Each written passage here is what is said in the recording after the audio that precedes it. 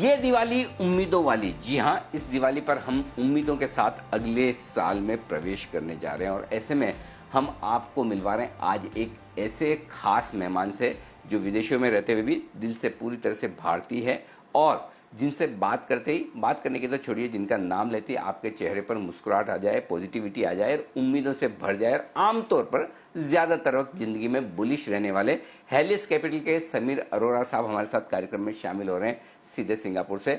Sameer sir, स्वागत है आपका, धन्यवाद, आपने वक्त निकाला और सबसे पहले दिवाली की आपको बहुत बहुत शुभकामनाएं। और दिवाली के इस फेस्टिव अटायर में आप वाकई में काफ़ी जच रहे हैं, काफ़ी यंग, मतलब यंग तो हैं और ज़्यादा यंग लग रहे हैं, तो आपको दिवाली की बहुत बहुत शुभकामनाएं सर। दिवाली जी, आपको टाई पहने हुए देख के बड़ी खुशी हुई। Happy Diwali viewers. जी होप कि ये साल मार्केट तो इस साल अच्छी रही, लेकिन वैसे अगला साल इससे मच बेटर हो इन टर्म्स ऑफ जो चीज़ें इंडिया में और वर्ल्ड में हुई वो काफ़ी दर्दनाक थी एक तरीके से और अभी भी चल रही हैं। Bill, let's hope much better. बिल्कुल उम्मीद करें कि अगला साल, जी उम्मीद करें कि अगला साल, अगली दिवाली काफ़ी बेहतरीन साबित हो, बेहतर हो, ये उम्मीद तो बिल्कुल है ही। लेकिन वाकई में दिवाली जब हम मना रहे हैं, लाइफ टाइम हाई पर हैं बाजार और ऐसी सिचुएशन में जब मजबूती के साथ हैं, तो सबसे पहले यही कि क्या अगली दिवाली तक और बेहतर और मजबूती और बड़े हाइज देखने की तैयारी रखनी चाहिए या फिर कुछ जरूरत से ज़्यादा भाग गए, बढ़ गए, क्या व्यू है आपका? मुझे लगता है अगर आप एक साल का व्यू लेंगे तो बेटर होना चाहिए नंबर आज से, क्योंकि पहली बात तो ये कि मार्केट को थ्योरेटिकली हर लेवल पे हाई होना चाहिए, क्योंकि हर वक्त इन थियोरी आप ग्रो कर रहे हैं और मार्केट उसको रिफ्लेक्ट कर रही है। लेकिन अभी क्या है कि ये हाई पर तो है, लेकिन एक साल में अगर देखें तो नियरली सेम लेवल पर है। दिसंबर से देखें तो आई थिंक निफ्टी आज शायद प्लस हुई हो, या 1-8% अप होगी ईयर टू डेट। तो इसलिए ये बॉटम से लगता है कि काफ़ी चली है, लेकिन अगर आप 1 ईयर का देखें तो कोई बिल्कुल नहीं चली है। सेकंड बात ये है कि नेक्स्ट ईयर जो कंपैरिजंस हैं in terms of economy and earnings, जो आप मार्च क्वार्टर और जून क्वार्टर में करेंगे इस साल के मार्च और जून क्वार्टर से, तो वो नंबर्स भी काफ़ी अच्छे लगेंगे। और थर्डली ये इंटरेस्ट रेट्स की जो स्टोरी है वो सबसे ज़्यादा इम्पॉर्टेंट है स्टॉक मार्केट के लिए, कि अगर आपने 2% 2.5% इंटरेस्ट रेट कम हो गए हैं या कर दिए हैं, तो उससे जो फ्लोज इनटू इक्विटी जाते हैं वो बहुत फर्क हो जाता है बिटवीन इक्विटी एंड डेट। ठीक बात है। तो ये तीन बड़े कारण हैं जिसकी वजह से बाजार और मजबूत रहने चाहिए। लेकिन एक बड़ा कारण अमेरिका से भी आता दिख रहा है। चुनाव हो गए और चुनाव के बाद जो बाइडेन साहब वहां पर प्रेसिडेंट बनने के लिए भी तैयार हैं। सर, ये हुआ क्या? पहले सबको डर था कि बाइडेन साहब आएंगे तो मार्केट बड़ा क्रैश हो जाएगा, सब कुछ खराब हो जाएगा, मतलब किसी को बेचने का मौका तक नहीं मिलेगा। ये तो उल्टा हो गया सर। वो आई थिंक वो बड़ा कंफ्यूजिंग है वो, लेकिन उसकी स्टोरी ये है जी कि बाइडेन, जो बाइडेन का नेगेटिव मार्केट के लिए ये था कि वो कैपिटल गेन्स टैक्स बढ़ाएंगे और कॉर्पोरेट टैक्स बढ़ाएंगे फ्रॉम 21 टू 28 एंड जी capital gains tax from 20% to I think 40 something. अब मुझे भी समझ नहीं आया एग्जैक्टली इतनी जल्दी कैसे टर्न हुआ, लेकिन यही हो सकती है लॉजिक कि क्योंकि उन्होंने बड़े स्टाइल से नहीं जीता है एटलीस्ट दी सेनेट, जिससे कि ये वेव वन एक तरफीला वेव नहीं हुआ है डेमोक्रेट्स की तरफ। तो या तो मार्केट ये सोच रही है कि he will not be able to do economic these policies so easily, मतलब वो इम्प्लीमेंट नहीं कर पाएंगे because of division in the country and in views. तो मार्केट का एक रीजन बढ़ने का ये है कि द न्यू प्रेसिडेंट जो है वो नहीं कर पाएंगे वो चीजें जो वो करना चाहते हैं, तो मार्केट इसको सेलिब्रेट कर रही है। ये इंटरेस्टिंग है। जो करने के लिए चुना गया है वो कर नहीं पाएंगे और वो नहीं कर पाएंगे, इसमें भी खुशी है।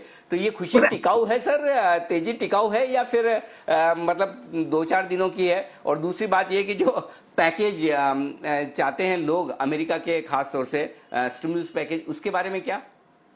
तो उसमें अब कह रहे हैं कि वो कम हो जाएगा थोड़ा साइज में, क्योंकि अब रिपब्लिकन पार्टी इतनी ज्यादा क्यों हेल्प करेगी। पहले ये था कि सारा का सारा डेमोक्रेट जीत जाएंगे, तो उससे उनका पैकेज भी बड़ा होगा, और सेकेंडली जो ये टैक्स इंक्रीज की पॉलिसीज है वो इजीली इंप्लीमेंट करेंगे। अब क्या है कि दोनों का क्योंकि डिवाइडेड हो गया, तो उसका एक नेगेटिव ये होगा कि स्टिमुलस पैकेज थोड़ा कम बड़ा होगा मोस्ट प्रॉब्ली, बिकॉज अब Republican out of the way क्यों जाएंगे उनकी हेल्प करने, जबकि इतना क्लोज फाइट हुआ है। लेकिन आपने कैपिटल गेन्स टैक्स अगर आप नहीं बढ़ा पाए, या आपने कॉर्पोरेट टैक्स नहीं बढ़ाया, तो वो भी बहुत बड़ी चीज़ है। तो अभी आगे आगे चलिए देखते क्या होता है। लेकिन in general, because federal reserve ने भी कहा कि इंटरेस्ट रेट्स कम रहेंगे, तो सरप्राइज तो है ही कि इतना स्टाइल से बढ़ी है। इस महीने आई थिंक 9% के करीब यूएस मार्केट बढ़ चुकी है। तो अब ठीक है, अब चल रहा है तो बढ़िया, क्यों ज़्यादा उसमें क्वेश्चन करें बियॉन्ड अ पॉइंट। क्योंकि स्टोरी तो बनाई जा सकती है कि अगर अगर आपने इस तरह की पोजीशनिंग करी थी कि जी इस क्वार्टर में काफ़ी सेलिंग होगी, बिकॉज लोग कैपिटल गेन्स टैक्स को बचाने के लिए दिसंबर 31 से पहले बेच देंगे, बिकॉज नेक्स्ट ईयर अगर कैपिटल गेन्स टैक्स बढ़ाया गया तो रेट्रोस्पेक्टिव हुआ तो जनवरी 1 का होगा, इस साल को तो चेंज नहीं कर सकते। तो अगर वो सेलिंग के लिए लोगों ने शॉर्ट किया या लोगों ने वो सेल किया और अब उन्हें लगता है कि ये सब नहीं होगा, तो फिर नॉर्मल लाइफ आगे चलेगी सबकी। ठीक बात है। तो चलिए, ये आपका अमेरिकी बाजारों पर व्यू। लेकिन भारतीय बाजार भी लाइफ टाइम हाई आज ही बना रहे हैं जब आपसे बात करने का मौका मिल रहा है। ये एक कोइंसिडेंस है। लेकिन एक चीज़ बताएं सर कि फिर भारतीय बाजारों की जो मजबूती है अमेरिका के मुकाबले में, बाकी के मुकाबले में कम है, ज़्यादा है, या बराबर ठीक है? आई थिंक कम है थोड़ी। अगर ईयर टू डेट लें तो कम है, लेकिन अगर लास्ट 3-4 महीने लें तो आई थिंक बराबर की गिनी जाएगी, आगे नहीं है। आगे नहीं है। इस साल, इस महीने को भी अगर देख लें तो Indian market I think 5% up है इस महीने, या 4% या जो भी है, लेकिन यूएस मार्केट 9% अप है इस मंथ भी। तो बट इंडियन मार्केट इस समय पीछे नहीं है बहुत ज्यादा, एटलीस्ट अगर आप लास्ट 3-6 महीने में, which is okay. Year to date में 5-6-8% पीछे होगी वैसे एक्चुअली, अगर आप निफ्टी को डॉलर टर्म में कंपेयर करें एसएनपी से। तो बट ठीक है, फिर भी मतलब ब्रॉडली इसमें इस समय ये कोई नहीं कहेगा कि इंडियन मार्केट लास्ट 1 ईयर को भी कोई ज्यादा नहीं बोलेगा कि अंडर परफॉर्म कर रही है। वो पहले कर रही थी, अब है, बट नॉट समथिंग ये तो इधर उधर होता रहता है। बट ब्रॉडली इंडियन मार्केट और ग्लोबल मार्केट्स को ये फायदा है आउटसाइड द यूएस, कि अगर यूएस में अब ये पॉलिसीज लूज तो रही और डेमोक्रेट्स ने ये बढ़ाया, तो डॉलर थोड़ा वीक हो सकता है, जिससे वर्ल्ड को बहुत फायदा होता है, बिकॉज फिर जो पैसे खाली यूएस की तरफ जाना चाहते हैं वो इमर्जिंग मार्केट्स में आ जाते हैं। सो ये सब फायदे I think India I think is on a good wicket now. थोड़े रिफॉर्म्स भी हो गए हैं because of the crisis, and थोड़ा क्योंकि इकोनॉमिक रिकवरी। एक और बात है, इंडिया में ज़्यादा फिजिकल डेफिसिट नहीं बढ़ाया गया, और फिर भी हमारी मार्केट सिमिलर चल रही है बाकी देशों के मुकाबले में, जहाँ पे बहुत ज़्यादा गवर्नमेंट ने पैसे खर्चे हैं। तो उस हिसाब से Indian market is done very well according. Definitely, ठीक बात है। अच्छा सर, अभी आपकी पोजीशन किस तरह से पोर्टफोलियो में, आप कितना लॉन्ग है, कितना नेट लॉन्ग चल रहे हैं, कितना लॉन्ग शॉर्ट चल रहे हैं, और कैसे पोजीशनिंग रख रहे हैं आगे के लिए? बहुत ज़्यादा लॉन्ग है अभी। ये तो हमारी 2014 टाइम लेवल में पहुंच गए हैं, कोई 80% नेट पे पहुंच गए हैं, तो शॉर्ट ही कुछ नहीं मिल रहा करने को। तो अभी हम चल रहे हैं, हम भी भगवान का नाम लेके भी ठीक है। हमारा 60 एवरेज होता है वैसे। अगर हम 15 साल का एवरेज लें तो 61% होगा net, that means long minus short. और हमने कभी 100 नहीं किया जिंदगी में, और 80s भी कभी नहीं किया, और आजकल है 80% पे आजकल, मतलब अब तक के सबसे बुलिश लेवल पर हैं आप पोजीशन के हिसाब से? 2014 के 4-5 महीने में भी इतना ही परसेंट था। हाँ जी। तो क्योंकि एक प्रॉब्लम ये नहीं है कि हम बुलिश हैं, एक है समझ ही नहीं आ रही शॉर्ट क्या करें। अच्छा। ये इंटरेस्टिंग है। लेकिन सर, इस बार जब दिवाली की पूजा करेंगे तो पक्के तौर से आपके लिए दुआ करेंगे कि आपकी जो ये नेट लॉन्ग पोजीशन 80% के आसपास है, ये आगे और फायदा देने वाली हो। तो लॉन्ग है कहाँ पर सर, किस जगह, ताकि मैं ना आपके लिए दुआ और ज़्यादा अच्छे तरीके से एकदम स्पेसिफिक दुआ मांग सकूं? उसमें जी बड़ा सिंपल है कि अभी मेरे से किसी ने पूछा कि इकोनॉमिक रिकवरी हो रही है तो क्या आपने शेयर चेंज किए हैं, कुछ किया है। फॉर्चुनेटली पूरी मार्केट चल रही है, तो हमें, और तो मुझे इकोनॉमिक रिकवरी में पूरा भरोसा नहीं है अभी तक, मेरे को शेयर बदलने नहीं पड़े इसलिए कि कहीं और कोई और स्टॉक्स चल रहे हैं और ये वाले स्टॉक्स नहीं चल रहे हैं। तो हमारे तो वो पुराने थीम्स हैं जी, उसी में काम हो रहा है, which is private sector financials, second is consumer and third is tech pharma. And वो 1-2 साल पहले हमने टेक फार्मा स्पेशलिटी केमिकल कर दिया था। उसके बाद इस साल में शुरू में कुछ ड्यूरिंग कोविड जो नई चीज़ें आई हैं वो 3-4 चीज़ें हैं। एक तो ये इंटरनेट रिलेटेड 1-2 बिजनेस है और एक है ये चाइना प्लस वन मैन्युफैक्चरिंग वाली 2 ही कंपनी है, तो आपको क्या नाम बताएं, वो दोनों हमारे पास हैं। तो ये 4-5 नेम चेंज हुए और 1-2 हमने फार्मा में जोड़े थे मई के करीब में। तो बेसिकली अदरवाइज बिग पिक्चर में वो 3 थीम्स ही बेस्ट थीम्स हैं इंडिया की, which is financials, which is mostly private sector सबके लिए, and then consumer and tech pharma. अब इसके सवाल बचा जो है वो है मेटल्स, वो हम ज़्यादा करते नहीं, PSUs वो हम करते नहीं, ये कंस्ट्रक्शन इंफ्रास्ट्रक्चर ये हमने कई साल किए हैं ज़िंदगी में और हर साल उसमें नुकसान ही हुआ है, तो अब वो भी नहीं करते। तो ये नहीं है कि कुछ बच गया जो हम नहीं कर रहे, है ही कुछ नहीं। और हमारी मार्केट में और मोस्टली सब मार्केट में यही थीम्स चलती हैं, financial, tech and consumer. Perfect है बिल्कुल, और पैसा वहां पर बन भी रहा है। सर, फार्मा पर ही एक राय लेना चाहता हूँ। अब आगे पीछे वैक्सीन तो आएगी, कब आती है वो वाली बात है। तो दो तरह का व्यू है, एक तो ये कि लॉन्ग टर्म में फार्मा की स्टोरी बड़ी स्ट्रांग है, दूसरे लोग बोलते हैं कि जब वैक्सीन आएगी तब फार्मा सेक्टर टॉप कर जाएगा, क्योंकि कोविड के साथ तेजी शुरू हुई और कोविड के खत्म होने के संकेत के साथ तेजी खत्म हो जाएगी। क्या आप भी ऐसा व्यू रखते हैं या नहीं, लंबी स्टोरी है? नहीं, इसको इतना सोच के फायदा क्या होगा आपको? मतलब क्या फायदा होगा? जब होगा तब सोचेंगे ना इसके बारे में, उस दिन 2% गिर जाएगा। द पॉइंट इज कि there is a big picture story, लेकिन बीच बीच में करेक्शन भी होती हैं। जैसे इसलिए सही कि HDFC बैंक का जी इस क्वार्टर का रिजल्ट क्या आएगा, हम कहते हैं अब क्या करेंगे आप रिजल्ट को देखकर, अनलेस कि वो रिजल्ट इतना गंदा हो कि हम उसको बेच दें। वो कहेंगे जी 22% ग्रोथ आनी थी, नहीं जी 20.9 आई। हम कहते हैं क्या करें फिर इसका। तो इस is the same story in pharma. अभी इतनी एनालिसिस क्यों करें? बिकॉज अभी हम 2 हफ्ते तो पहले कह रहे थे कि अगर जो बाइडेन आएगा तो मार्केट 5% गिर जाएगी। इतनी नहीं करनी। बिग पिक्चर में ये 3 चीजें अच्छी हैं, इनमें कई कंपनीज बड़ी अच्छी हैं और कुछ आपने छोटी पोजीशन ली हैं ऑन द बेसिस कि ये किसी दिन बड़ी कंपनीज बनेगी। अब अनलेस की बड़ा स्पेसिफिक अटैक हो, कोई बड़ा स्पेसिफिक डिसअपॉइंटमेंट हो, कोई 6 महीने 9 महीने तक वो सेक्टर अंडर परफॉर्म करने लग जाए, तब आपको समझ आ गया मार्केट की तरफ से कि मार्केट हैज मूव्ड ऑन। लेकिन ऐसे प्रिसाइज करना कि जिस दिन वैक्सीन आ जाएगी उस दिन ये हो जाएगा, ऐसे वो वैक्सीन पहली बात तो इंडिया में वैसे 2 साल तक 1 साल तक नहीं आनी मेरे हिसाब से, टू रीच एवरीबडी। बिकॉज उसके लिए लॉजिस्टिक्स भी चाहिए, पहले उसकी प्रोडक्शन चाहिए, पहले हर जगह उसकी एक्सेप्टेंस चाहिए। ये सब चीज़ें आप सोचिए कि अभी तक लोग पोलियो के लिए अमिताभ बच्चन और वो ऐड करते थे कि आप करो करो करो करो, तब जाके 50 साल के बाद कवर हुई। ये चीज़ें 6 महीने में नहीं कवर होती थी।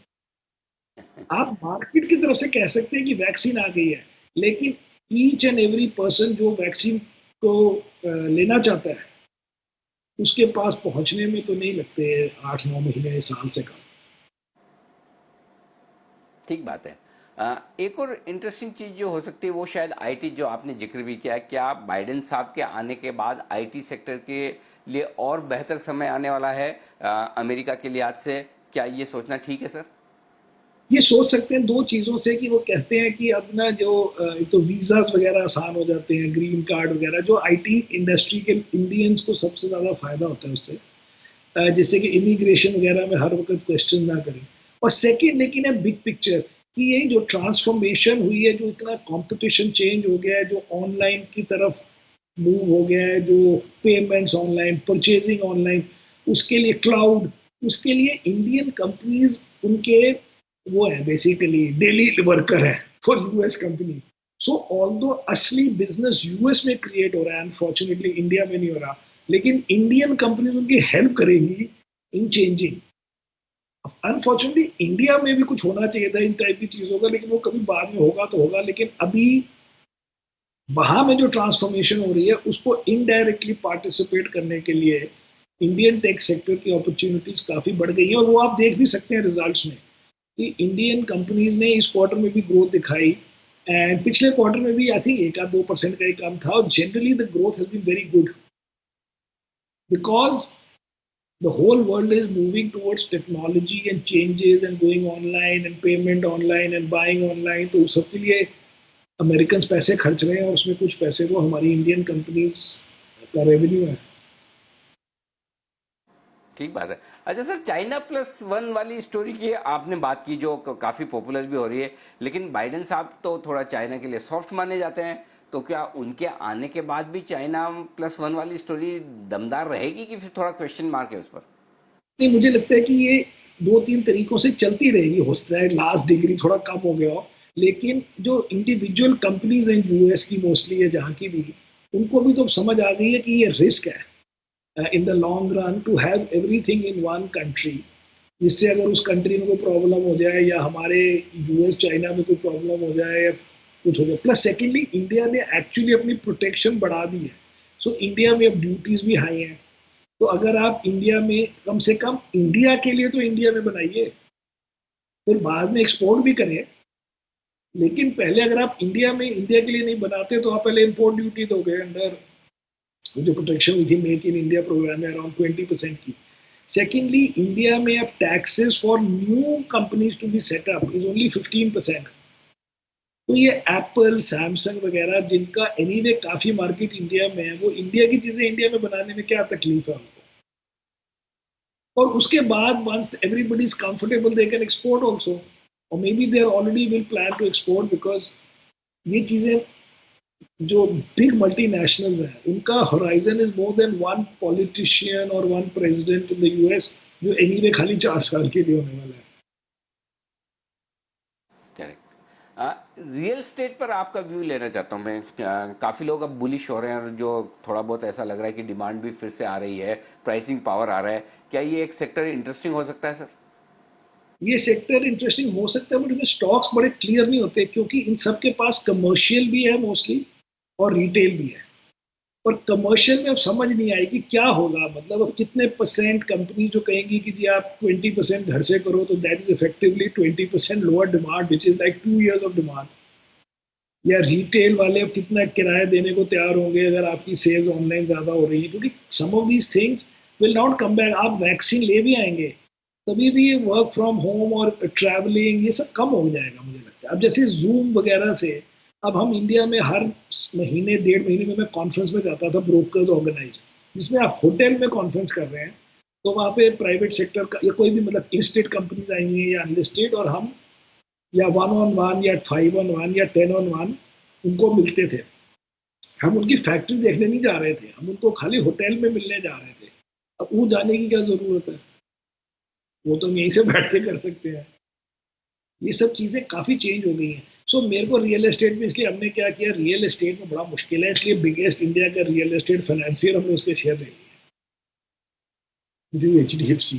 वो आसान काम है, अब देखते हैं आगे क्या होता है, because otherwise this trade off is a big pain कि आप ओके फुली रेजिडेंशियल है तो थोड़ी सी कंपनीज है, बट ये मिक्स एंड मैच में कंफ्यूजन ही रहेगा हमारे दिमाग बात है। गोल्ड गोल्ड पर बुलिश है सर आप?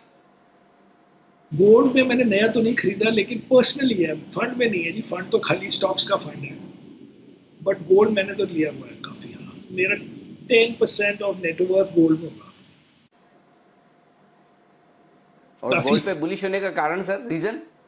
नहीं, एक्चुअली गोल्ड पे बहुत बुलिश नहीं है। ये पैसे मेरे मैंने कहीं किसी और कंट्री में मकान वकान लेना था तो मैंने रखे हुए थे कि इस साल लूंगा, कोविड हो गया तो गया ही नहीं मैं।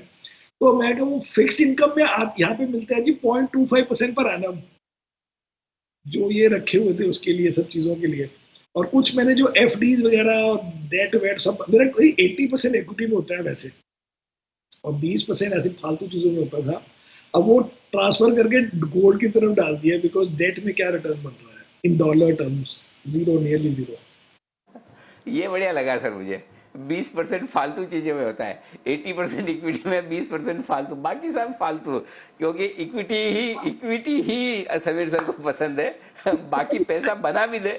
जी समीर सर। हाँ, वरना तो 100 भी होना चाहिए था, which would have been better off in life, but it was also good। बिल्कुल बिल्कुल। अच्छा, फिक्स इनकम पर क्या व्यू है सर? क्या ये इंटरेस्ट रेट जो लोएस्ट लेवल पर है इंडिया में भी, ग्लोबली भी, लंबे समय तक रहेगी? या अब जो जिस तरह से इन्फ्लेशन थोड़ा हमारे यहाँ बढ़ने लगा है, अब इंटरेस्ट रेट बढ़ने का खतरा है, फिर ऐसे में डेट इन्वेस्टमेंट अट्रैक्टिव नहीं है? मुझे लग रहा है अभी फिक्स्ड इनकम अट्रैक्टिव नहीं है, ग्लोबल में तो बिल्कुल भी नहीं है, हमारे इधर कुछ में तो डॉलर में होते हैं हमारे पैसे, बिल्कुल भी अट्रैक्टिव नहीं है, नई इन्वेस्टमेंट तो बिल्कुल बंद है उसमें, फिक्स्ड इनकम में। इसलिए ये गोल्ड वगैरह लोगों ने खरीदा है, बिकॉज गोल्ड में एटलीस्ट फॉर डॉलर इन्वेस्टर आप सोचो ठीक है 0.25% लेके कौन से बड़ा वो हो जाएगा इंडिया में, बट फिर भी आई वुड थिंक कि depending on age and stage and how much money you have and what is the new income, कहीं ना कहीं सेफ्टी उस टाइप की चाहिए कि अगर मार्केट गिर जाए तो आप इफ नथिंग एल्स मार्केट में खरीदने लायक कुछ हो आपके पास पैसे, और अगर ना भी खरीदें तो आपको कुछ डे टू डे इतना पैनिक ना हो जाए कि आपकी इक्विटी हाथ से निकल जाए। तो इसलिए आई वुड से थोड़ा बहुत अभी भी डेट सब रखें, what ever be the logic behind it, but 100% करने में आप हैंडल नहीं कर पाए तो फिर क्या फायदा होगा।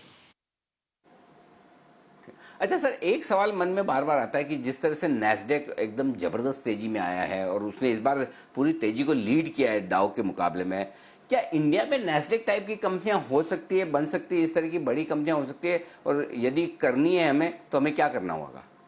अब तो वो गाड़ी जा चुकी है जी, अब वो हमारी, अब आप गूगल तो बना नहीं सकते, फेसबुक बना नहीं सकते, इट्स टू लेट। अब आप जैसे रिलायंस है, they are trying to make it like Amazon, let us say, क्योंकि अमेजोन का इक्वलेंट लोकल मार्केट्स में बहुत मार्केट्स में है, सिंगापुर में है, लैटिन अमेरिका में बहुत जगह में है, जहाँ लोगों ने रिटेल टू डिलीवरी वगैरह को ऑनलाइन करके इन कंपटीशन बनाया। बट ये गूगल फेसबुक टाइप तो विनर टेक ऑल बन गए। अब इंडिया में आई थिंक अगले साल फिर भी 2-3 कंपनीज कह रहे हैं कि आएंगी, जब ये फूड डिलीवरी वाली कंपनीज आएंगी, या ये आएगी अपना इंश्योरेंस वाली, कौन सी कंपनी है जी वो, जो बाजार मतलब यू कैन बाय इंश्योरेंस, ये सब companies are mostly internet companies, ये आइदर नेक्स्ट ईयर या तो फॉलोइंग ईयर आएंगी, तब 2-4 लिस्टेड कंपनीज और होंगी, अभी तो कुछ नहीं है हमारे उसमें। इसलिए हम the software that we buy, companies that we buy, हम उसको कहते हैं पुअर मैन्स टेक, क्योंकि असली टेक कंपनी तो वहां पर है। अब इंडिया में आप सोचो कि नेटफ्लिक्स के मुकाबले में ऑल्दो थियोरेटिकली इंडियन कंपनी हो सकती है, लेकिन किसके पास इतने पैसे हैं और इतनी एनर्जी है, नहीं है। ठीक बात है। अच्छा सर, एक चीज़ और जानने से पहले आखिरी सवाल जो मैं लेना चाहता हूँ, आमतौर पर हमेशा ये होता है कि जब बुल रन होता है तब है ना सारे इन्वेस्टर्स मार्केट में दौड़ कर आते हैं, खासतौर से नए नए वाले। इस बार पहली बार ऐसा हुआ है कि लॉकडाउन की वजह से समझो या कोई भी वजह से समझो, इंडिया में नए इन्वेस्टर तगड़े आए हैं, और जिनको मैं ये कहता हूँ कि ये पिछले 6-8 महीने में नए अभिमन्यु जो अवतरित हुए हैं, बाजार में पैदा हुए हैं नए अभिमन्यु हैं, जिन्होंने अभी तक सिर्फ तेजी तेजी देखी है, बिल्कुल भी झटके खाए नहीं है, उनके लिए आपकी क्या सलाह होगी, क्या गुरु मंत्र होगा इस दिवाली पर? उनके लिए पहले तो है कि आपके झटके गारंटीड है, ये तो कोई बच ही नहीं सकता, ये तो एजुकेशन होगी सबकी। तो उसमें खाली है कि अगर आपने लेवरेज करके नहीं डाले और आपने अपनी सैलरी में से डाले हैं या सेविंग्स में से डाले हैं तो डटे रहिए। लेकिन वो झटके तो ये भी हो सकता है कि आप 2-3 साल अच्छे पैसे बनाए और चौथे साल में फिर सब जा रहे होंगे या 50% जा रहे होंगे, ये तो आप बच ही नहीं सकते, लेकिन कोई नहीं बच सकता। लेकिन ओवर टाइम, बिकॉज इनका स्टार्ट अच्छा रहा है, so hopefully their confidence will be higher, because they have first seen success. अगर आदमी शुरू शुरू में मार खाए, बिल्कुल ही शुरू में, तो फिर वो कहीं वॉकआउट भी कर जाते हैं। बट और दो लोग कहते हैं कि बेटर है कि आप जल्दी धक्के खाएं ताकि जल्दी सीखें, लेकिन अब वो ठीक है, वो ऑर्डर तो क्या पता। लेकिन पहली बात तो ये है कि आप जो मर्जी कर ले, आपको एंड में एक बारी तो होगा ऐसे, व्हेन यू बी शेकन। लेकिन hopefully if you are not leveraged and you have over time learned कि कौन से टाइप के बिजनेस लेने, क्या करना है, तो फिर ओवर टाइम वही मार्केट्स का जो असली फायदा है कि markets over time make lot of money for investors who stick with it, तो वही होगा। लेकिन साइकिल तो एक तरफी नहीं होगी। ठीक बात है। तो बिल्कुल, तो ये आपके लिए राह है बाजार में, अगर आप 2020 में एंट्री कर रहे हैं तो ये मानकर चलें कि ऊपर नीचे और झटके लगना तय है, और उसमें आपको लीवरेज पोजीशन यानी कि उधार लेकर पैसा लगाया हो तो सावधान रहना है। खुद का पैसा है और लॉन्ग टर्म व्यू है तो डरने घबराने की जी जी जी। समीर सर कुछ कह रहे हैं आप? जी। मैंने आपका कर देखा कि 2-3 साल में गिरावट गारंटीड, यही मैं कह रहा हूँ, ऐसे ना डराए लोगों को, मेरा मतलब है ये होती ये होती रहती है, गारंटी का मतलब कभी ना कभी होगा। तो उसके लिए अगर आप कंट्रोल में और डिसिप्लिन रहे हैं तो फिर उसको आप इजीली हैंडल कर पाएंगे। अच्छा सर, मैं इस वीकेंड पर देख रहा था, इसलिए मुझे याद आ गया, जाते जाते आपसे एक सवाल और पूछ लूँ। 1992 स्कैम देख ली वो सीरीज पूरी आपने? जी मैंने, क्या कुछ फ्लैशबैक में कुछ याद आया? जी पहली बात तो ये है कि मैं उसके बाद आया था। मैं 93 में मैंने शुरू की थी, तो इसलिए मैं उसमें था नहीं, उसमें था नहीं स्कैम में। लेकिन मैंने अभी वो देखी भी नहीं है सीरीज, को सिंगापुर में नहीं आ रही है। उसके लिए आपको वो व्यू क्या ओ, करना पड़ेगा to try and see it sort of illegally. तो मैंने देखी नहीं है, मेरा शरीफ लोग हैं। बट क्योंकि हमारा सर उस वक्त हम उसके बाद आए थे, इसलिए मुझे कोई फ्लैशबैक नहीं आया। ठीक बात है, क्योंकि इंसिडेंटली मैंने भी 93 से ही शुरुआत की। हाँ, ये ज़रूर है कि तब मैं 89 से पढ़ाई कर रहा था, सीए की, सीएस की यहाँ पर। तो उस समय ज़रूर ये सब सुनने को मिलता था, देखने को मिलता था, लेकिन तब समझ कम थी। जब समझ आई तब तक खेल पूरा हो चुका था। बट एनीवे, समीर सर बहुत बहुत धन्यवाद, दिल से आपका शुक्रिया। जी जी जी सर, जी सर। तो मैं उस वक्त यूएस में था, तो इसलिए क्लोजली नहीं देखा उसको। उसके बाद से सब सब स्कैम देखे हैं। ठीक बात है। बहुत बहुत धन्यवाद सर आपको, आपके फंड और आपके सारे कस्टमर्स को, क्लाइंट्स को दिवाली की ढेरों शुभकामनाएं, पूरे परिवार को शुभकामनाएं। उम्मीद करते हैं ये दिवाली आपके लिए बहुत समृद्धि लाने वाली और खुशियां लाने वाली हो। बहुत बहुत शुक्रिया, आप इसी तरह से मुस्कुराते रहें, चमकते रहें, ये हमारी शुभकामनाएं समीर सर आपके लिए। थैंक यू वेरी मच जी, thank you and best of luck. Thank you sir. तो आप सबको भी दिवाली की ढेरों शुभकामनाएं, बने रहिए जी बिजनेस के साथ। नमस्कार।